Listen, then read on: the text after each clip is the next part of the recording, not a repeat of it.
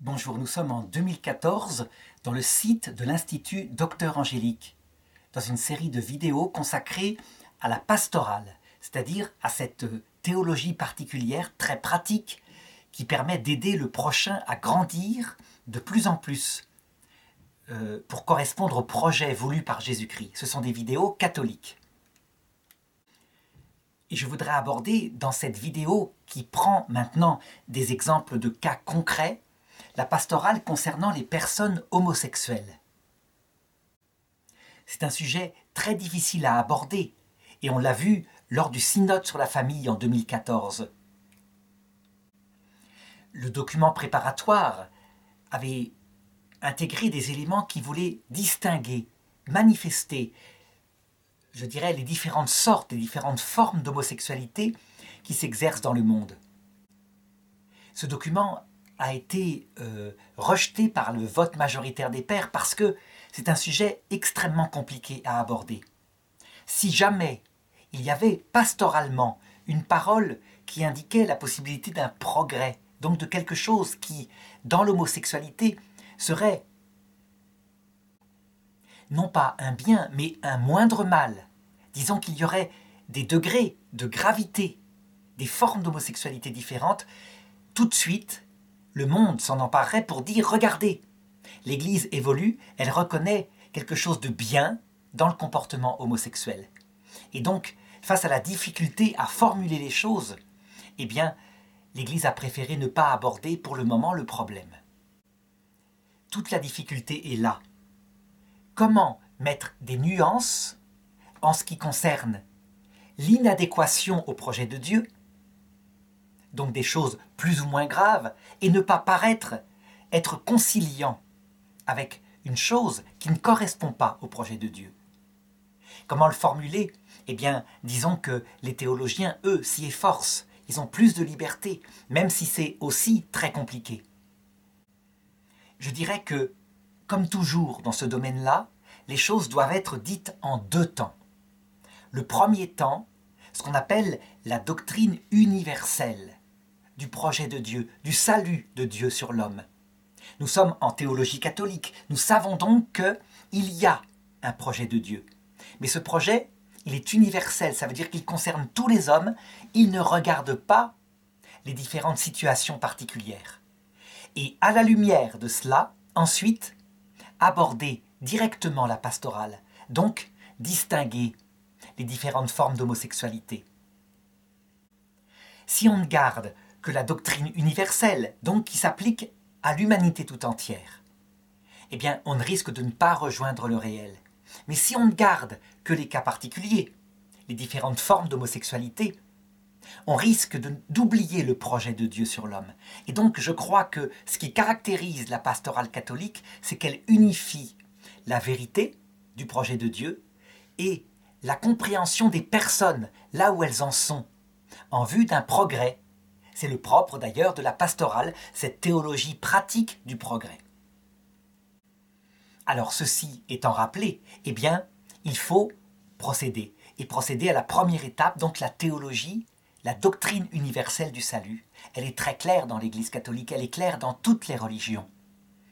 C'est Dieu qui a créé l'humanité en hommes et femmes, en distinguant deux sexes, avec une psychologie qui l'accompagne, et en faisant que l'un et l'autre soient attirés en vue de donner la vie. Dieu a confié à l'humanité une responsabilité unique, être coopérateur de la création. Il donne la vie au corps et Dieu crée l'âme du petit enfant. Si bien que, lorsqu'un mariage est conçu, ce sont un homme et une femme qui s'aiment et leur amour constitue le nid où leur expression d'amour, l'acte sexuel naturellement accompli, tel que Dieu l'a voulu, avec toute cette tendresse qui s'exprime, cette communication, est aussi potentiellement source de vie. Et alors l'enfant qui est conçu, il est reçu dans ce nid. Et ce nid, il n'est pas seulement matériel, c'est pas seulement de l'argent, c'est une psychologie complémentaire qui est plutôt, habituellement, mais ce n'est pas du 100%, portée du côté de la tendresse, de la protection pour la maman, ce qui est bien naturel, elle porte l'enfant. est plutôt portée du côté de l'idée d'en faire un adulte, un homme ou une femme responsable de cet enfant. Et c'est souvent porté plutôt par le père. En réalité, ce n'est pas aussi carré que cela. Et on peut dire que pour bien prouver que ce schéma de la complémentarité de l'homme et de la femme est universel, on a le plus grand symbole de cette complémentarité dans le schéma taoïste du yin et du yang, où on voit très nettement dans la femme quelque chose de masculin, dans l'homme quelque chose de féminin. Alors évidemment, parce qu'il y a le projet du Créateur, l'homme, dans la perspective catholique, et je crois de toutes les religions, qui certes est libre, qui certes aussi a une nature humaine qui en lui peut être déviante, mais l'homme doit tout faire en éduquant ses enfants pour qu'il soit en harmonie avec son corps. Et de même, un enfant qui grandit, qui est devenu chrétien, qui comprend ce plan de Dieu, doit dès l'adolescence, dès l'enfance, essayer de se bagarrer pour que les pulsions qui sont en lui, et qui vont dans tous les sens parfois, aillent dans le sens de cette harmonie. Donc, on élève un petit garçon, réellement, quand on est catholique, comme un petit garçon. Ça veut dire plutôt dans ce rôle qui correspond à sa nature, de protection du foyer. Il ne sera pas maman, même si il doit intégrer des éléments maternels en lui. Il y a quelque chose qui est paternel. Et de même, une petite fille. Naturellement, les parents le font.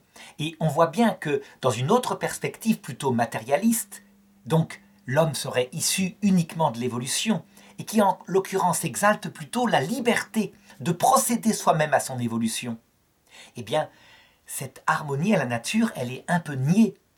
Et on se dit, chacun fait ce qu'il veut. De toute façon, tout se termine dans le néant, mais chacun fait ce qu'il veut. Et tant pis pour la nature humaine.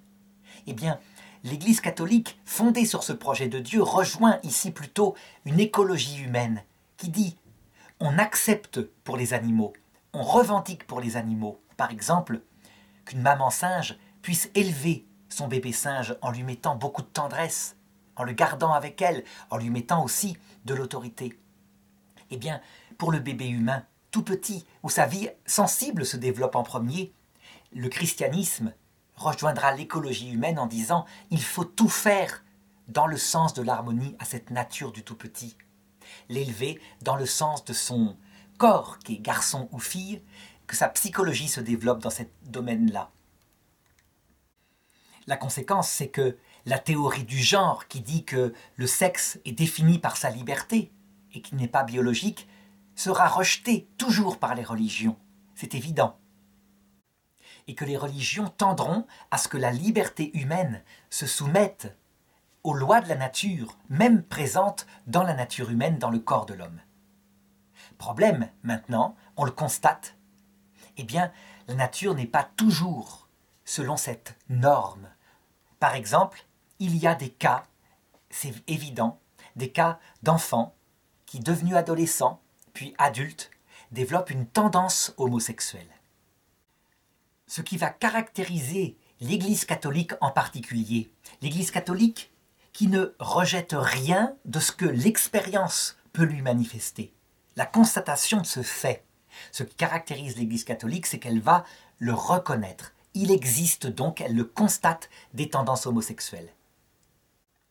Et c'est là que va intervenir un domaine pastoral, mais attention, un domaine pastoral qui ne va jamais se séparer de cette vision, de cette révélation sur le projet de Dieu concernant l'homme et la femme.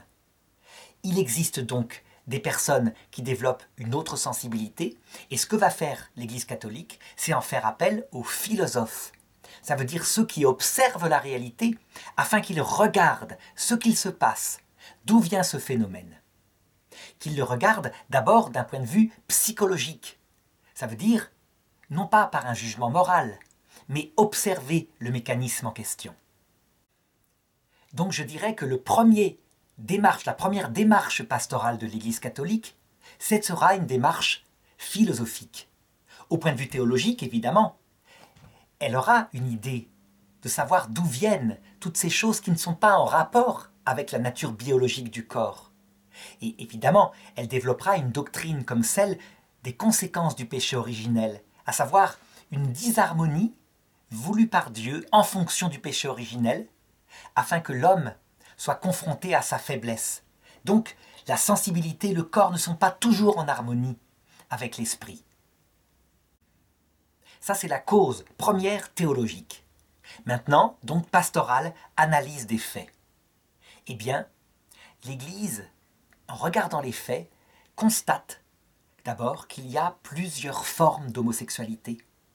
Et que, sous ce rapport-là, il y a des découvertes qui ont été faites et qui ne sont pas dans la Bible. C'est bien normal.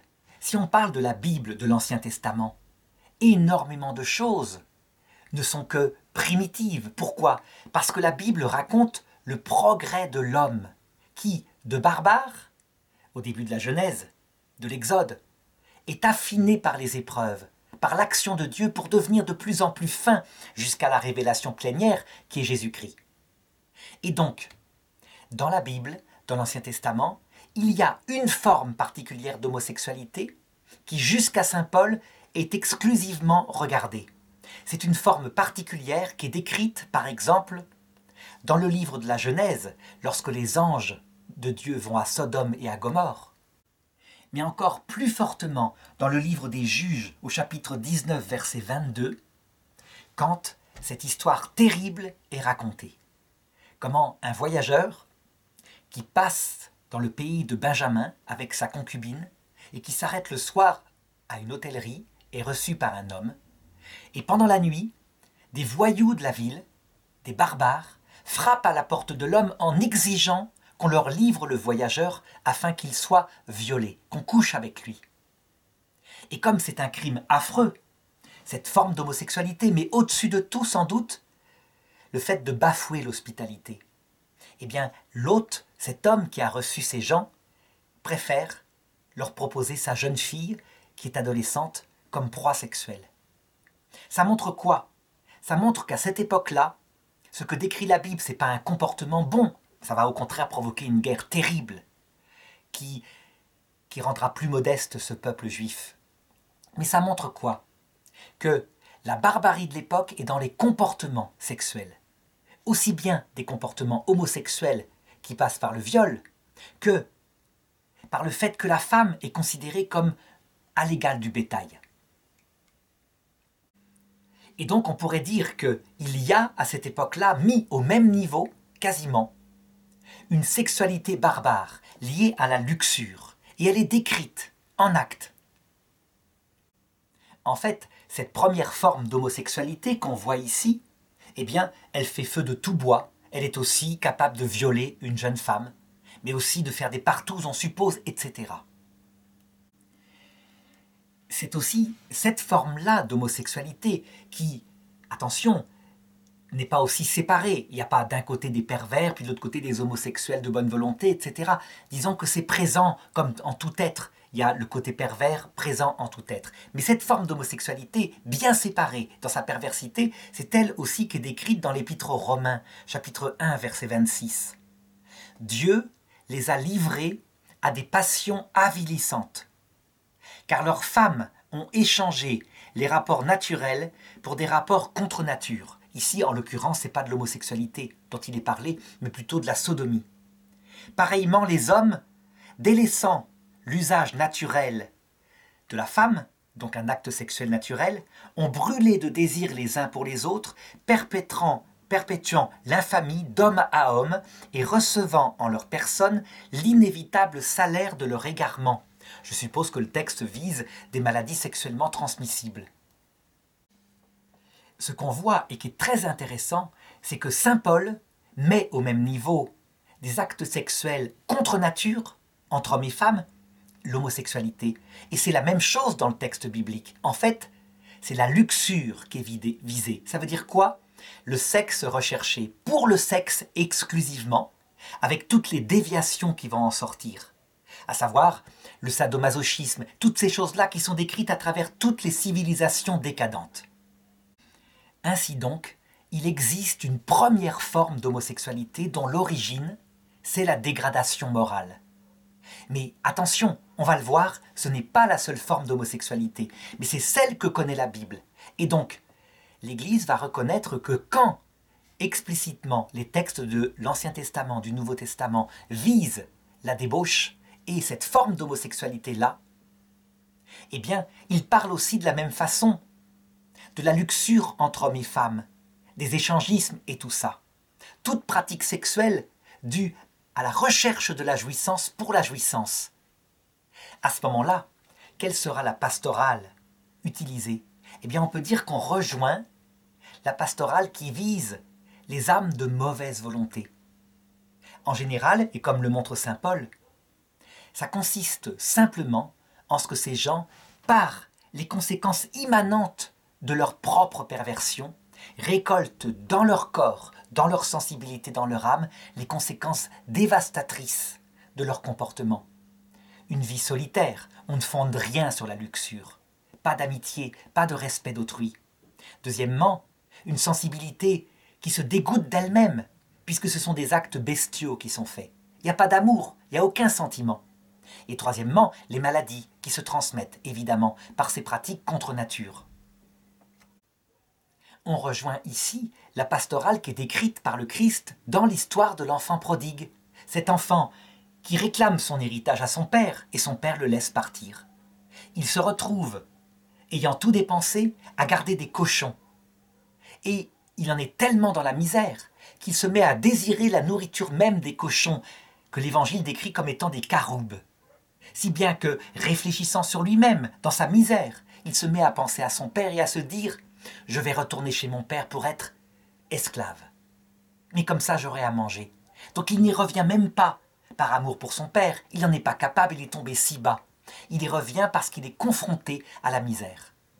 Eh bien, pour des grands comportements comme cela, liés à la luxure, on peut dire que la pastorale habituelle de Dieu, et puis la pastorale, on peut dire catholique, consiste à dire « vous allez récolter les conséquences de vos actes ». Et ils arrivent immanquablement. Alors évidemment, attention, lorsque la luxure mène à des actes qui sont condamnés par la loi, comme la violence, l'abus sexuel, la pédophilie, donc qui touche à des personnes non consentantes. Là, évidemment, les rigueurs de la loi naturelle, humaine, sont utilisées.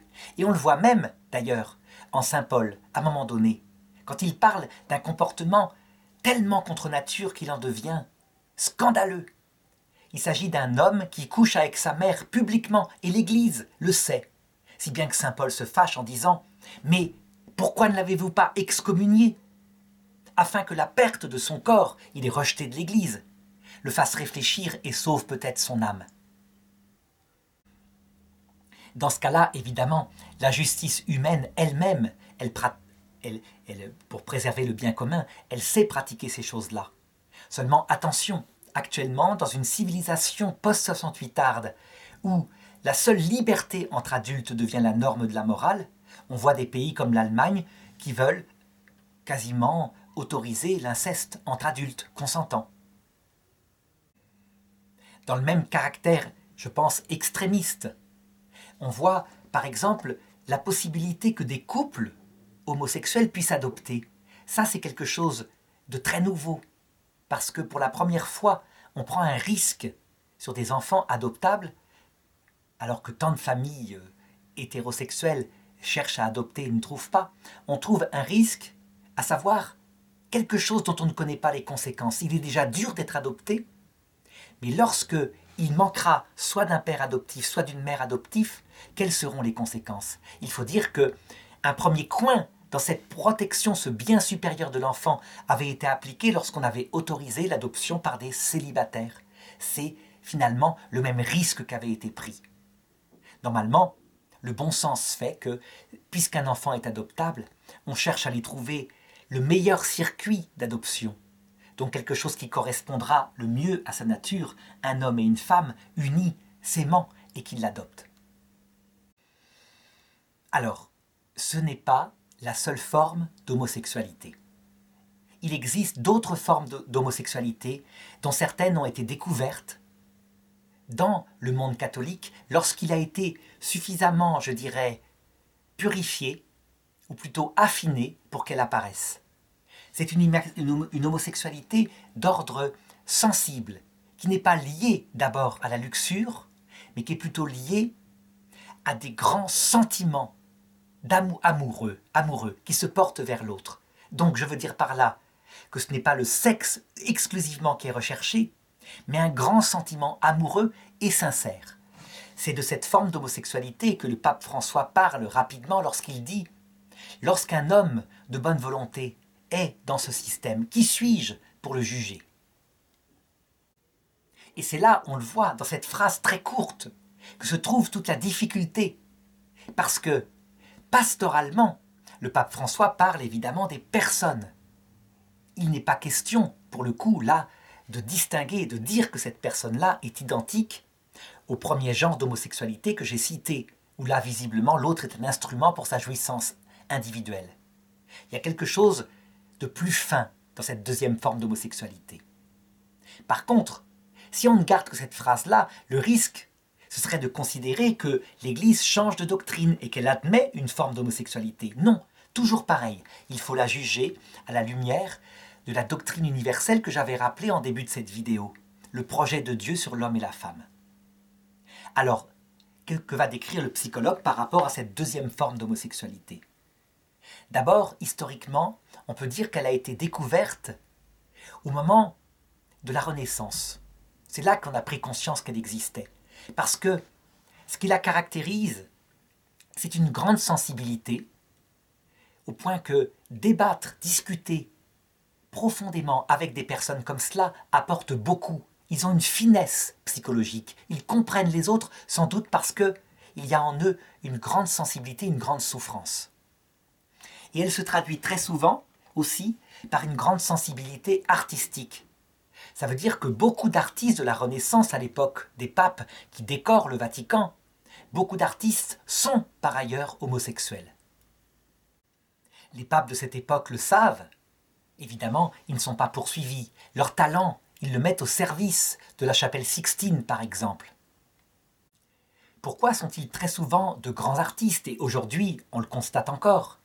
Et ils sont souvent aussi des hommes de grand goût. Ça veut dire que les grands couturiers de haute couture sont souvent des personnes qui ont cette sensibilité-là. Eh bien, il semblerait que le pôle féminin en eux est très développé, mais que le pôle masculin est aussi là, ce qui donne un mixte, un mélange, qui effectivement aboutit à quelque chose de fort, des qualités masculines, des qualités féminines dans leur art. Donc, à la fois de la rigueur, mais aussi de la sensibilité. Chez les femmes, c'est un petit peu différent. On voit cette forme d'homosexualité portée par des sentiments beaucoup plus souvent, parce que les femmes sont plus naturellement, justement, orientées vers ce sentiment et moins facilement portées vers la luxure, donc je veux dire le sexe exclusivement adonné au sexe. Alors maintenant, est-ce à dire que cette forme d'homosexualité serait donc une sensibilité exclusivement positive, avec de grands talents, et que tout va bien? Eh bien non, pas du tout. Il y a un regard philosophique objectif qui doit se porter et qui constate la chose suivante. D'abord, une très très grande fragilité. En fait, il y a une lézarde, très très facile à comprendre, une disharmonie entre le corps biologique masculin ou féminin et d'autre part, la sensibilité affective qui se traduit en désir sexuel et qui se porte vers le même sexe. Si bien que les choses se mettent en place difficilement. Mais si on regarde les choses que comme ça, on pourrait dire « ça va bien, c'est juste une différence ». En fait, cette faille-là a une racine très souvent beaucoup plus profonde. Un peu comme l'anorexie mentale, par exemple. L'anorexie mentale, c'est pas l'anorexie, c'est pas le fait qu'une danseuse veut être très maigre et fait un régime un peu trop poussé. Les racines sont dans l'enfance. La personne est squelettique et elle se trouve grosse. Eh bien là, il y a quelque chose comme ça. Très souvent, on peut analyser le phénomène par des petits garçons qui à la base sont fort sensibles, tout petits, et qui sont confrontés à un milieu familial où le père est absent, la mère extrêmement dominante et autoritaire. Il se passe souvent une relation d'amour-haine entre l'enfant et sa mère, et donc la recherche d'un père qui n'a pas été présent. Cette blessure, elle est sensible, elle est d'ordre affective, elle est dans le rapport du petit enfant par rapport à son père, à sa mère. Donc absolument aucune question de prendre ici l'analyse freudienne avec le complexe d'Oedipe, c'est de l'ordre affectif, même s'il y a un rapport au fait que c'est un homme le père, et que l'enfant s'identifie, le recherche, et que sa mère est une femme.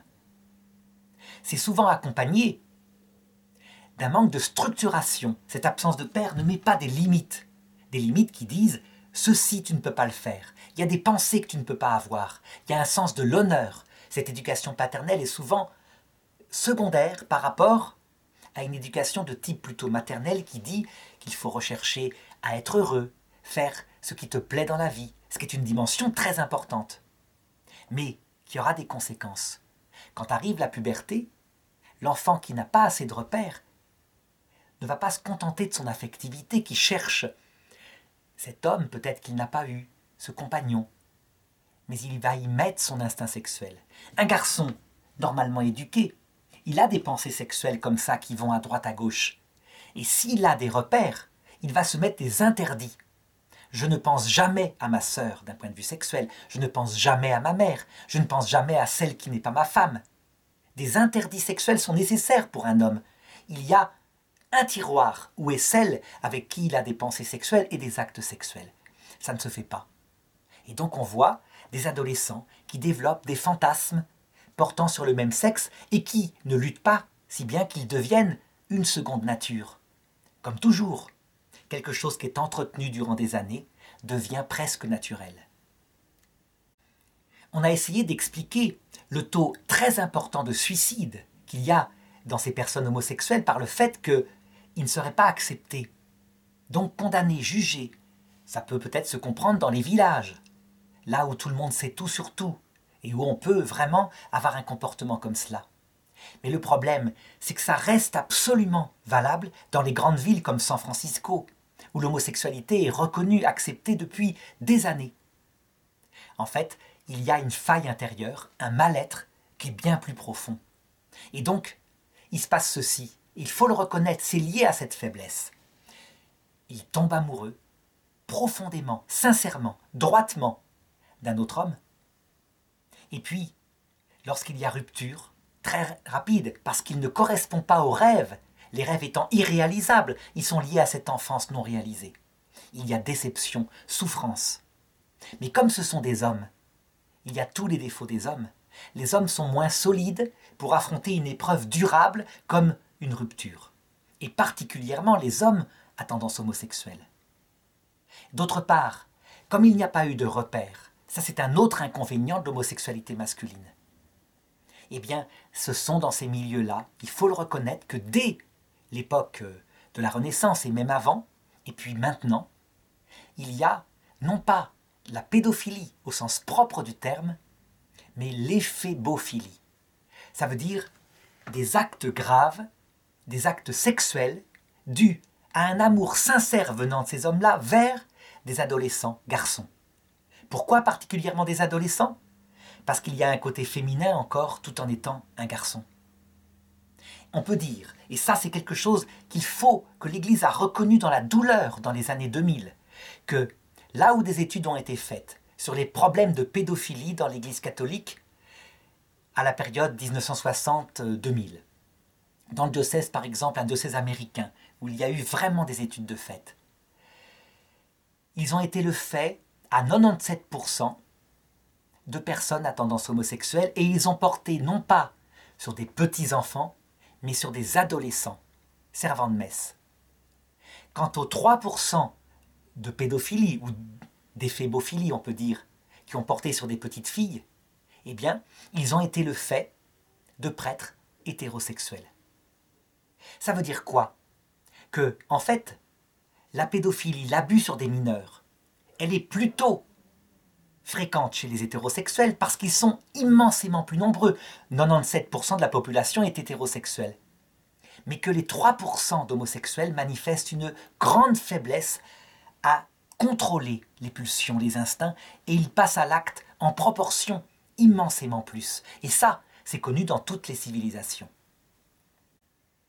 L'acte sexuel, en l'occurrence, il est porté par un sentiment amoureux, mais comme il reste des hommes, il est aussi porté par ce que j'ai décrit avant, à savoir le désir sexuel, la jouissance.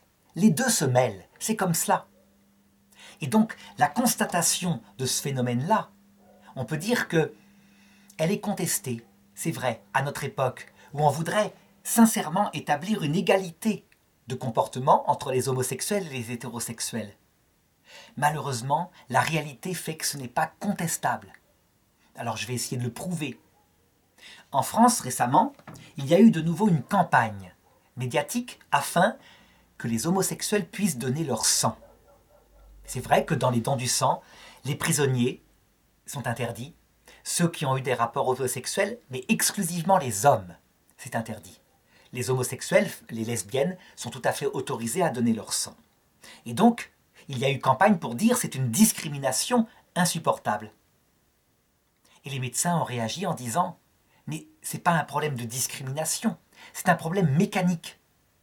Les taux de contamination des maladies sexuellement transmissibles sont, dans les milieux homosexuels, 400%, quelque chose comme ça, plus forte, et je crois que le chiffre, c'est pas tout à fait ça, c'est beaucoup plus forte que dans les milieux hétérosexuels, même dans les milieux hétérosexuels où il y a des risques. Je ne peux plus dire quel chiffre avait été utilisé par les médecins, mais toujours est-il que devant l'énormité de l'impact, la campagne pour l'égalité avait été encore une fois abandonnée. Et elle reviendra à la charge, parce qu'il y a une pensée qui lutte contre l'idée qu'il pourrait y avoir faiblesse particulière dans les milieux homosexuels masculins. En tout cas, ce qui est sûr, c'est que face à cette deuxième forme d'homosexualité, qu'on trouve aussi chez les femmes, mais j'en parlerai moins, il y a une pastorale tout à fait différente. Nous sommes ici, comme le dit le pape François, face à des personnes qui peuvent être tout à fait de bonne volonté. Des personnes qui même luttent de toute leur force contre l'idée qu'elles pourraient quelquefois abuser d'un adolescent. Mais c'est plus fort, il y a une faiblesse, il y a une chute très fréquente et des regrets. Mais dès qu'il y a tentative de remettre, par exemple, un prêtre qui a cette sensibilité-là dans un apostolat, comme l'ont fait plein d'évêques, dont Monseigneur Caillot, un évêque qui n'est pas considéré comme intégriste, bien au contraire, il a essayé avec le père Vadeboncoeur, un prêtre canadien qui avait été condamné. Dès qu'il y a réinstallation, avec la promesse solennelle de la personne qu'elle ne recommencera jamais, eh bien, il y a rechute, quasiment systématique. Les évêques, on peut dire, se sont fait avoir parce que, ne connaissant pas le phénomène, ils ont cru que ça se passerait comme ça se passait habituellement pour les prêtres qui ont une maîtresse et qui, étant pris en flagrant délit, voulant retourner à leur ministère, par vocation, ne retombaient pas après. Effectivement, ça marchait davantage. Il y avait véritablement non-rechute, comme s'ils avaient compris leur naïveté, parce qu'ils n'avaient pas l'expérience des femmes, et du coup, ils se contrôlaient. Dans le cas de la pédophilie, il faut le reconnaître, il n'y a pas eu de résultat. La rechute a été fatale. Certains se sont énervés en disant « Ils sont monstrueux, abominables. Par contre, l'homosexualité est tout à fait, je dirais, bien. » La réalité, c'est que, comme toujours, il y a chez les pédophiles, comme chez les homosexuels, des personnes qui luttent contre ces pulsions et ils n'y arrivent pas. Sauf que dans le cas de la pédophilie, il touche à une victime mineure, et donc c'est condamné par la loi. Dans le cas de l'homosexualité, ça touche des adultes consentants, donc ils sont adultes. Ici, j'en suis dans un domaine d'analyse psychologique. La morale et le légal, c'est encore autre chose. Donc au plan psychologique, quelle va être maintenant la pastorale de l'Église? Eh bien, elle est développée ici et là. Elle consiste d'abord à faire la vérité sur ses faiblesses, ne pas les nier, ne pas s'imaginer cette forme d'homosexualité-là comme étant brillante, équivalente à des hommes parfaitement droits, équilibrés, et tout faire pour que ces hommes travaillent sur eux-mêmes, en sachant que s'ils ne peuvent pas remédier à la blessure affective qui date très souvent de l'enfance, c'est impossible, on ne peut pas refaire son enfance.